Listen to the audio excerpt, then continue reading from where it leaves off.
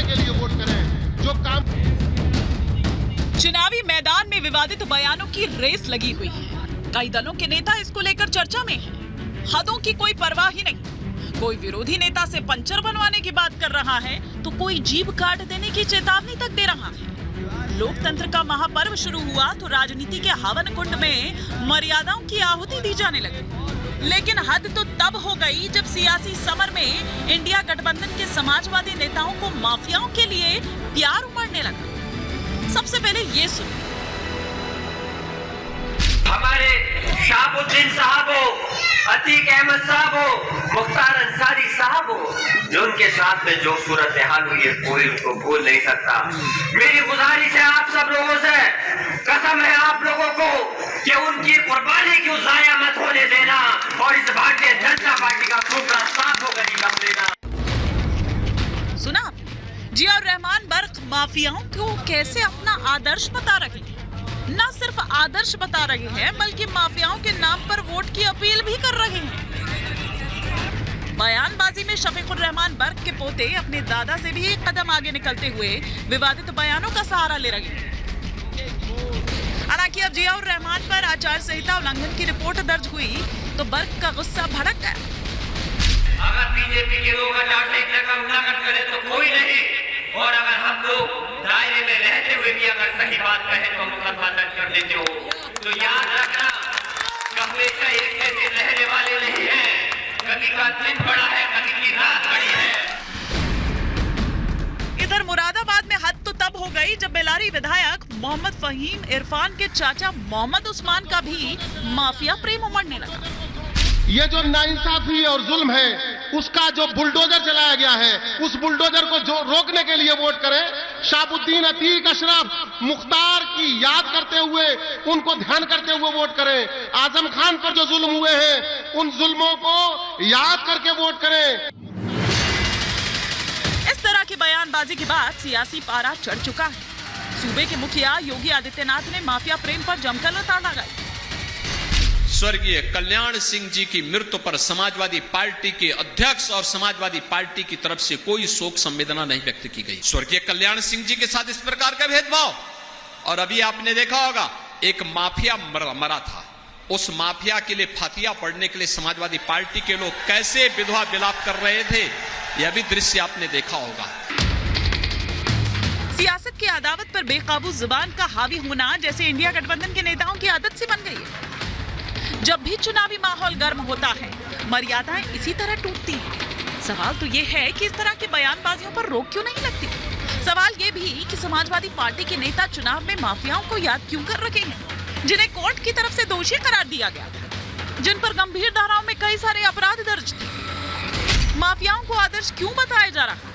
क्या ये धर्म को लेकर ध्रुवीकरण नहीं, जिसके आरोप विपक्षी दल बीजेपी पर लगाते हैं? चुनाव में क्यों अतीक, अशरफ, आजम, मुख्तार की याद दिलाई जा रही है? क्यों आजम के परिवार को लाचार और पीड़ित बताया जा रहा है? मुरादाबाद और संभल की जनता चुनाव के दौरान इन सब का हिसाब कर देगी। आज इसी पर होगा प्रहार।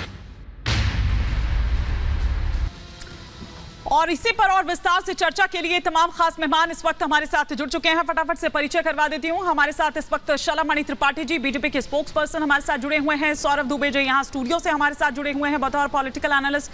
धर्मेंद्र यादव जी समाजवादी पार्टी के स्पोक्स पर्सन है। साथ ही साथ प्रेम कुमार जी हमारे साथ जुड़े हुए हैं और AIMIM के स्पोक्स पर्सन भी इस वक्त हमारे साथ हैं, हाजी मेहरुद्दीन रंगरेज साहब। लेकिन सबसे पहले धर्मेंद्र जी, ये मुख्तार अंसारी, ये अतीक अहमद, ये स्वतंत्रता सेनानी है क्या?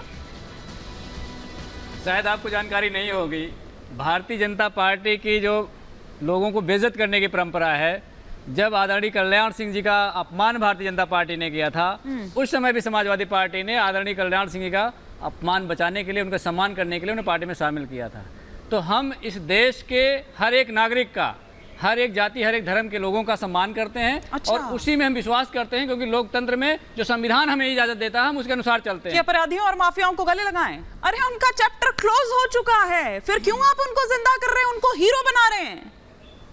क्यों बरगला रहे हैं लोगों को? नहीं, कौन कर रहा है बताइए? आपके प्रत्याशी कर रहे हैं। आपको नहीं पता? आपको नहीं पता था जब आप आए थे यहाँ स्टूडियो? बिल्कुल नहीं पता। आपको नहीं पता कि माफिया और अपराधियों को आपके प्रत्याशी किस तरह से गले लगा रहे हैं? या शफीकुर रहमान के पोते को आपने दिया ही टिकट इसलिए था?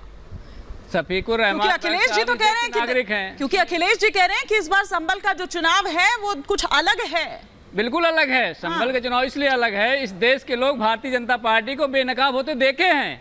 जो पार्टी देश की बेटियों के साथ नहीं खड़ी हो, जो पार्टी 3000 वीडियो चेंज मत करिए, सुनिए, जो पार्टी इसका 3000 कोई वीडियो कंपैरिजन बनाने नहीं है। वाले धर्मेंद्र जी, सुनिए, धर्मेंद्र जी कोई कंपैरिजन नहीं है ना, कोई कंपैरिजन नहीं है। वो मुद्दा बिल्कुल अलग है, आप उसको यहाँ क्यों बीच में लेकर आ रहे हैं? सिंपल सी बात मैंने पूछी कि मुख्तार अंसारी और अतीक अहमद जैसे लोग जो हैं वो आपके लिए क्या है? आपका स्टैंड क्या है? बलात्कारियों की रैली में भारतीय जनता पार्टी के सबसे बड़े नेता आपका जवाब मिल गया, जाते हैं, आपका जवाब विदेश भगा देते हैं। इस बात पे चर्चा क्यों नहीं होती? आपका जवाब मिल गया। अरे बताइए ना, मतलब आप साथ खड़े हैं, आप साथ खड़े हैं जियाउर रहमान ने जो बोला है। जियाउर रहमान के साथ खड़े हैं, बिल्कुल खड़े हैं, खड़े हैं। अशफाक उल्लाह खां शहीद है। पहले कल्याण सिंह की बात कर लो, आप कल्याण सिंह की बात कर लो, ये बताइए, प्रज्वल की बात कर लो भाई, ऐसे देश प्रज्वल की बात कर लो, पहले प्रज्वल की, जब बेटियों की अस्मिता लूटता रहा, 3000 वीडियो बना लिया, प्रधानमंत्री जी उसके चुनाव प्रचार में चले गए, फिर विदेश भगा दिया। वो सहमत हो गए इस बात से। ये शर्मनाक है, ये शर्मनाक है। आप शहीद बताते हैं मुख्तार अंसारी को, अतीक अहमद को, देश की मां बेटी बच्चे बूढ़ों को कत्ल करने वालों को आप जो है शहीद बताते हैं। तो अशफाक उल्लाह क्या थे? एजेंडा है। अशफाक उल्लाह क्या थे? मुझे बताइए। आप दोनों को रोक रहे हो, दोनों को रोक रहे हो, दोनों को रोक रहे हो, आप दोनों को रोक रहे हो। सौरभ जी और धर्मेंद्र जी, आप दोनों को रोक रहे हो, दोनों को रोक रही हूँ।